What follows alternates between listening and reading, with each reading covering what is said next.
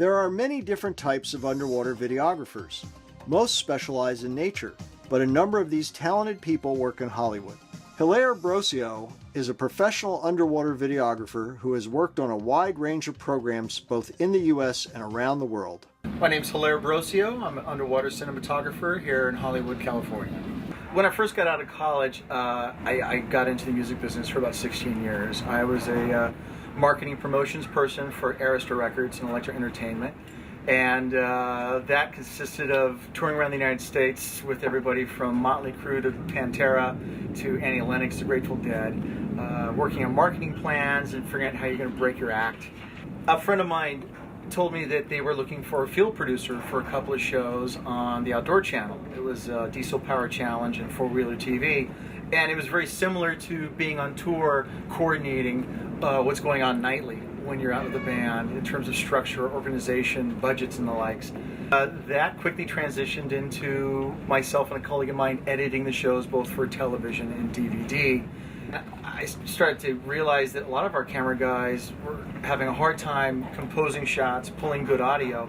So I made the leap and went out and bought myself a Sony Z1U, which was the HDV video camera of the era. It was new at the time.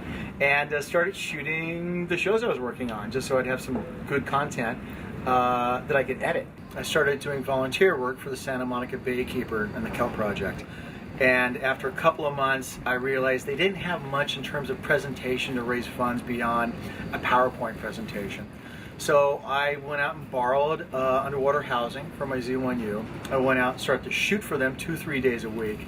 And that was a great way for me to sort of cut my teeth with my underwater skills, because I was able to go out, shoot, come home that night, log and transfer the material, and see what I did wrong and right. And I was able to really refine my skill set there. In terms of skills I really had to develop to do my job, I say my scuba diving skills are number one. Being able to achieve neutral buoyancy, subtle movements, being able to kick backwards. Secondly, camera work. Being able to operate a camera. Learning how to operate it on land, I think, is usually good. Then you get into the water. It's a little bit easier to adapt to your environment then. Computer skills, I'd probably put it number 3, because to be a good camera operator, you should have some editing skills. That way you're looking at what you're doing. And that leads to point number 4, storytelling. And that's where editing is important, because you learn how to move a story or move your narrative with your visuals. Over the last 5-6 years, I've invested probably about $60,000 into my underwater camera gear. You can spend a good 25 grand on a Gates EX1 housing like this and build up with LCD and lights. Underwater PA system can run you about $3,000, and you got to have that so you can cue talent from the surface. Then of course you have to go buy a housing for your Canon 5D Mark II with a wide-angle port on it.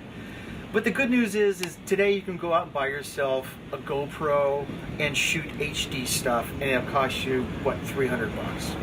When you're working on a television set, like on the show Dexter, you're often out there with 50, 60 people to pick up a couple of primary shots for the show.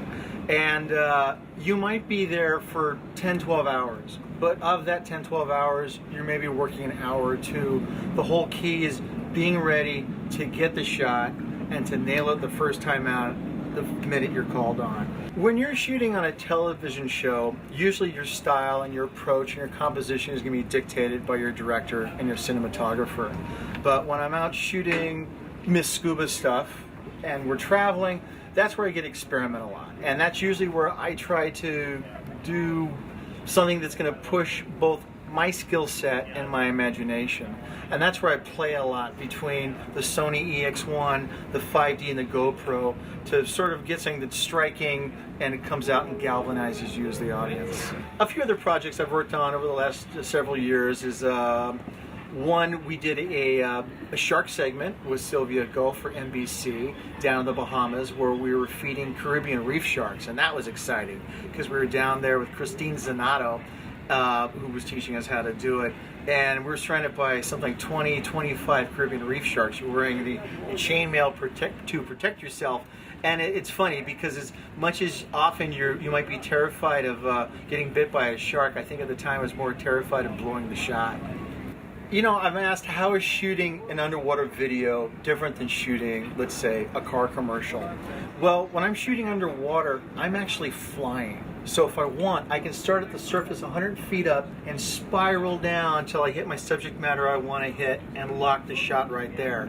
So it's almost like being a 100-foot jib with a gyro on it. Anywhere I want to go, anything I want to do, I can do. It's a matter of just taking my imagination and playing with it. The most difficult part of my job, I think, is time management.